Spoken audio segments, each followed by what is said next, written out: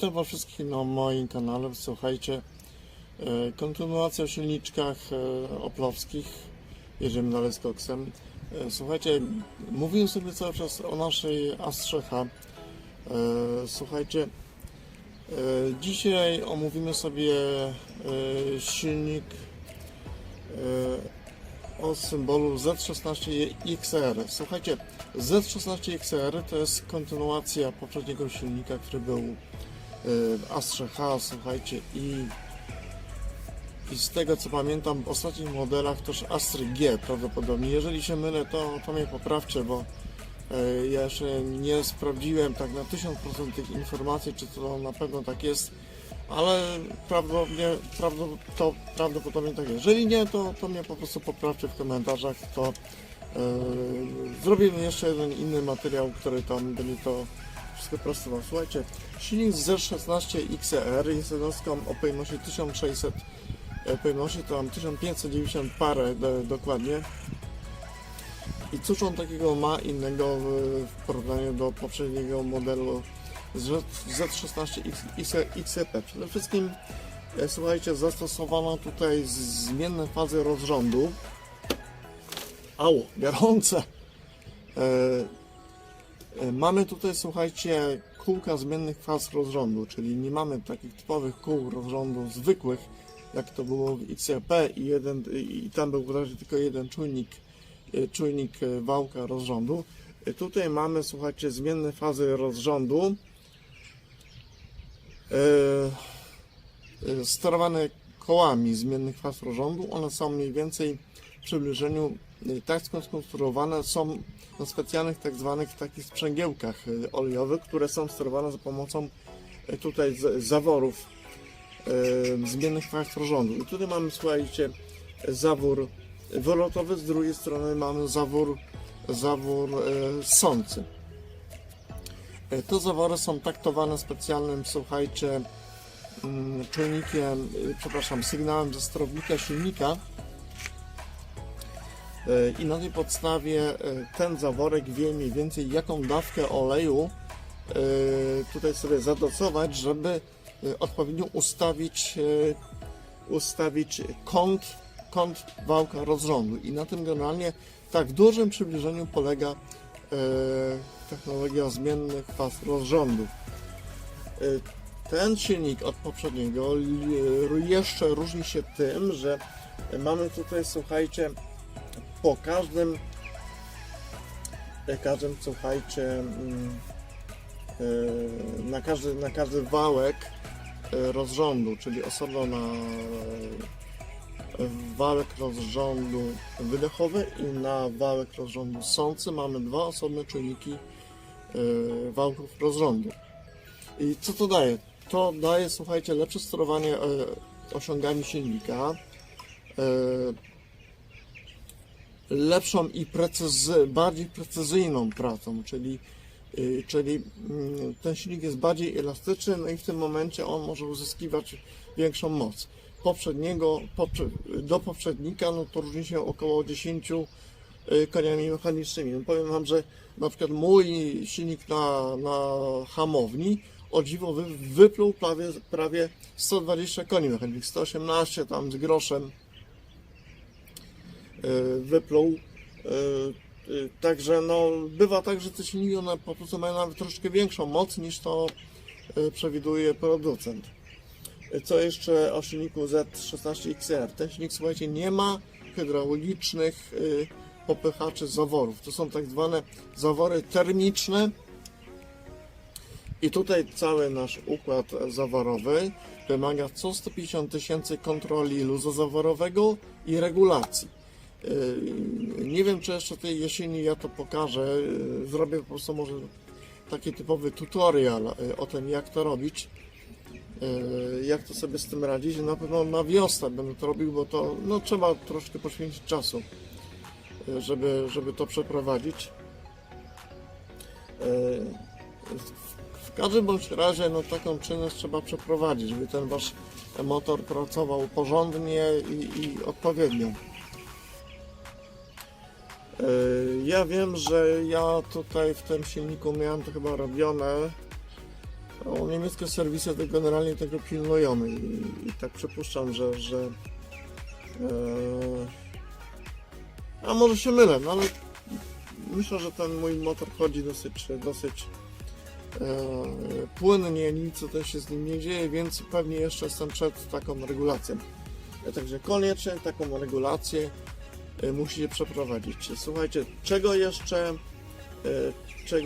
ten silnik nie ma, co ma ten Z16 XEP Twin Port. Tutaj jest inna konstrukcja, słuchajcie, kolektora dolotowego. Kolektor dolotowy jest skonstruowany w ten sposób, że owszem, jest też zmienna długość tego dolotu, ale no nie jest to tak, słuchajcie, wadliwe i kiepsko pomyślane jak w tym poprzednim silniku Z16 XEP. Tutaj jest ten mechanizm inaczej skonstruowany, bardziej niezawodny, także jeżeli ten silnik się odpowiednio użytkuje i dba się o niego, no to on praktycznie bardzo długo pracuje bez żadnych szwanków. Jeżeli chodzi o kolejność cylindrów, no to jest bardzo podobna jak w poprzednim silniku Z16 XEP, z tym, że co tutaj ten silnik różni od poprzedniego, no to na pewno będą tutaj większe, słuchajcie, wielkości, jeżeli chodzi o ciśnienie sprężenia. I tu producenci podają różnie w internecie, to od 11,5 do tamto do około 13 barów.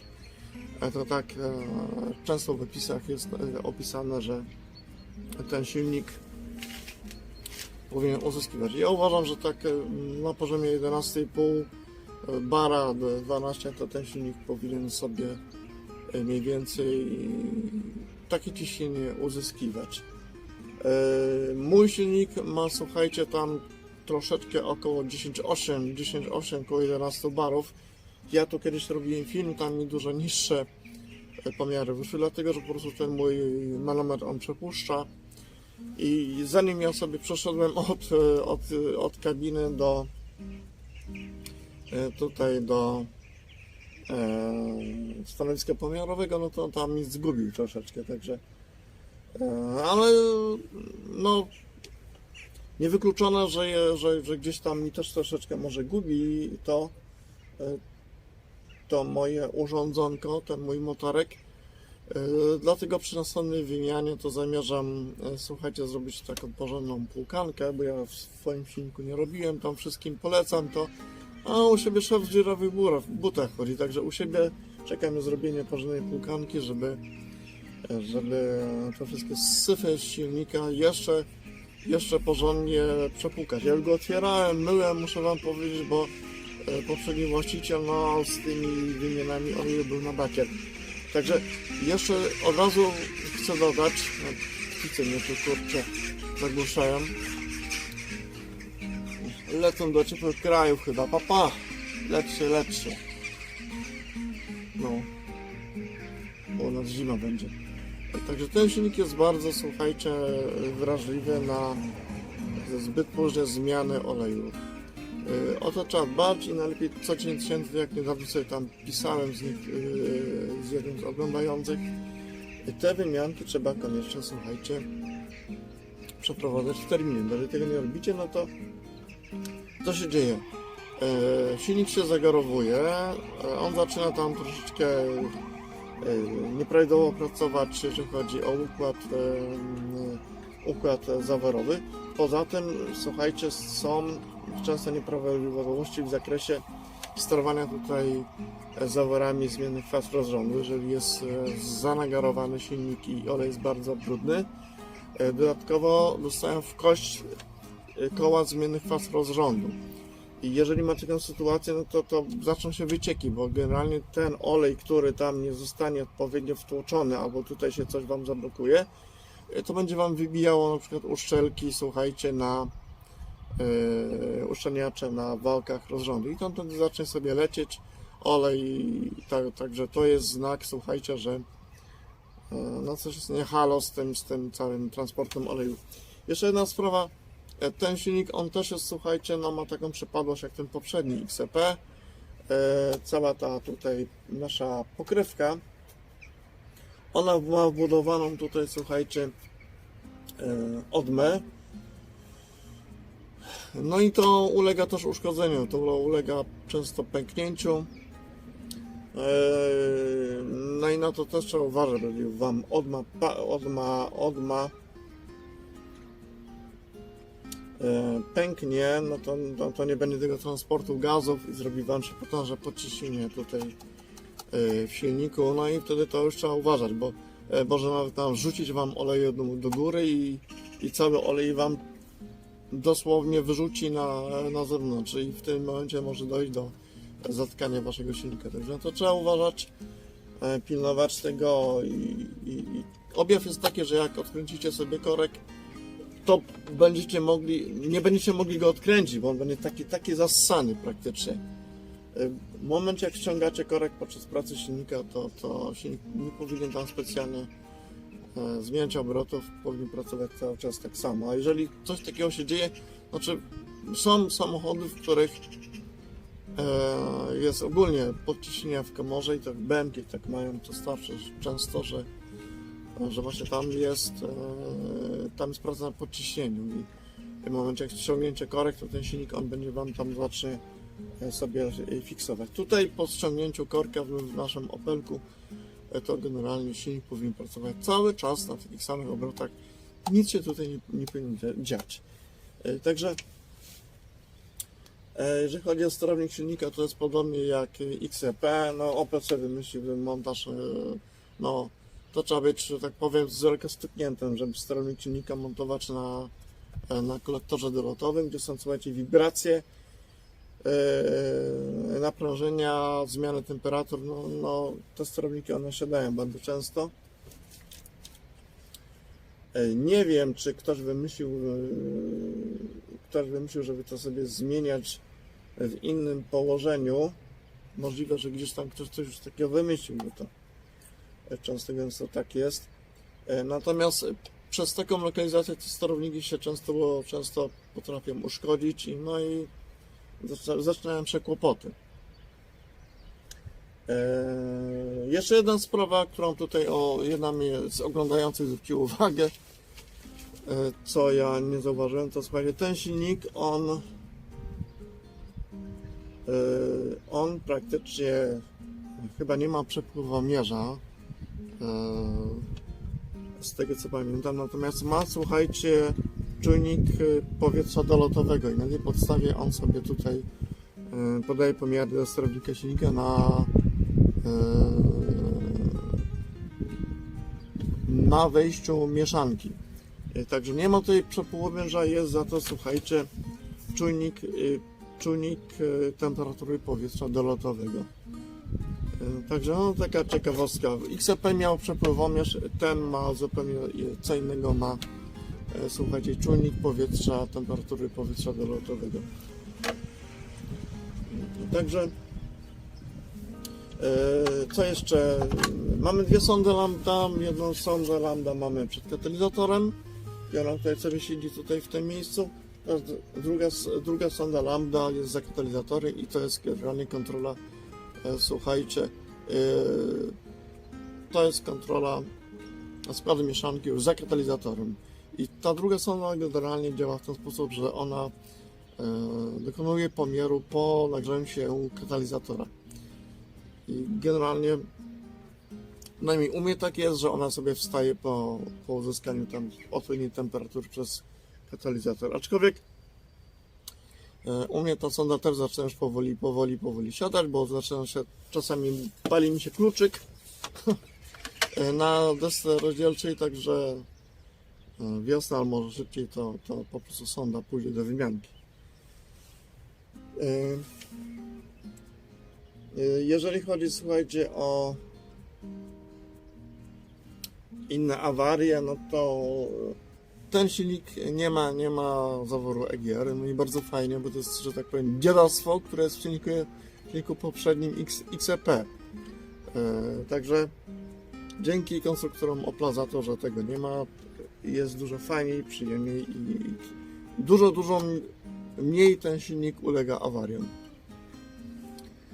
Także to ja myślę, że tak na krótce, co ja chciałem powiedzieć o silniku XR. Na razie będę kończył i potem sobie zrobimy podsumowanie tego całego silnika. Także widzimy się na podsumowanku. Na razie hej. Ok, słuchajcie, jesteśmy na podsumowaniu naszego silniczka Z16 XR. Słuchajcie, no to wszystko, co ja powiedziałem o tym silniku, no to się tyczy praktycznie tej całej rodziny silników XE. One mają bardzo podobne tamte bolączki. Opel po prostu z czasem próbował eliminować te wszystkie tam swoje niedociągnięcia, te, które tam się pojawiają, szczególnie w tych pierwszych wersjach silników XE. Także jeżeli chodzi o praktycznie uszkodzenia i bolączki tych motorów, to one są podobne. Także ja na tym filmie mniej więcej opowiedziałem o tych wszystkich silnikach, które mają wspólną genezę tego symbolu XE. I praktycznie muszę Wam powiedzieć, że to, co się z tymi motorami dzieje, to są bardzo takie wspólne cechy, szczególnie jeżeli chodzi o ten sterownik silnika, o ten układ dolotowy, czyli te klapy, które tam się urywały, szczególnie w tym XEP. No potem XR tego nie ma, ale no, co XR ma takie, szczególnie ten silnik o symbolu 16, no ten nieszczęsny czynnik wału korbowego, muszę Wam powiedzieć, że jest usytuowany w takim miejscu, że ręce opadają, bo trzeba po prostu otworzyć skrzynię biegów, ją trzeba odsunąć, to powiem Wam, to jest kurczę misja jak w przeprawie przy wymianie sprzęgła. No, to jest kurczę porażka. Słuchajcie, ja zdaję sobie sprawę, że te moje filmy, one nie są takie kurcze, jak to robią niektórzy youtuberzy, że rozbierają cały silnik fizycznie i ja opowiadam troszeczkę zdalnie o tym, ale myślę, że to jest, powiem Wam, taki wstęp do następnych filmów, które się potem pojawią w przyszłości, gdzie ja będę silnik rozbierał na części pierwsze i Wam wszystko pokazywał spokojnie, robił pomiary. Ja kupię taki silnik, powiem Wam, i będę go remontował kompleksowo, czyli zrobię osobną głowicę cylindrów, zrobię pełną renowację układu zaworowego, układu korbowego w bloku silnika, może i honowanie. Pokażę Wam mniej więcej, jak to wszystko się odbywa, jakie są etapy i tak dalej. No spokojnie, nie tam szybciutko, krótko, tak jak niektórzy youtuberzy. Nie, ja to zrobię cały proces od początku do końca. Postaram się to Wam pokazać. Nie wiem, kiedy mi się uda to zrobić, bo to jest tak, że no, zimą to troszkę gorzej to wszystko się spina. No, w ramach możliwości będę chciał to zrobić. Słuchajcie, no, jeżeli chcielibyście przyspieszyć ten proces, no to tam jest podany numer konta bankowego w informacjach. I jak chcecie tam wesprzeć ten projekt, to można sobie coś tam przesłać ewentualnie. Oczywiście to są tylko dobrowolne, to nie tam żaden przymus z mojej strony. No bo ja wiadomo, ja też muszę jakiś tam budżet swój na to zebrać i dopiero ja mogę to robić. No otóż wasz wybór, czy chcecie to szybciej, czy chcecie po prostu poczekać. To tam na spokojnie, to tam jak tam wolicie. Także reasumując, słuchajcie, ten silniczek Z16 XR, no to ja tam zrobiłem i materiał o tym Z18 XR. One mają wszystkie wspólne te silniki, jedną bazę, ten symbol silników XE, które jeszcze były montowane, słuchajcie, w wektrach, tych bodajże wektrach B, one tam mają wspólną taką genezę, także w sumie ja będę rozwijał tak, cykl o silnikach Opla, będę o wcześniejszych mówił też, jak on był zbudowany w Astrze tej G, w Astrze F. Będę to potem cofał się aż tam do początków genezy tych silników, także spokojnie tam poczekajcie, ja to wszystko zrobię. Jak będę miał gdzieś taki silnik kiedyś gdzieś tam ze szrotu, ktoś mi udostępni, to też zrobię o tym film. Także cierpliwości, o tym będziemy powolutku sobie rozwijać sprawę. Także słuchajcie, dajcie łapkę do góry koniecznie, zróbcie subskrypcję mojego kanału. No i lajkujcie, bo z tymi polubieniami tak troszeczkę lepiej to w tej chwili wygląda, ale jeszcze to jest tak sobie. Nie wiem, że nie zawsze się chce, także, ale pamiętajcie o tym. Także w tej filmie też staram się troszeczkę inaczej robić. Powolutku tam dodaję tych materiałów montażowych, żeby to wyglądało lepiej. Także jeszcze raz trzymajcie się. Łapka do góry, suba mojego kanału, udostępniajcie, żeby to chodziło po sieci i trzymajcie się, hej.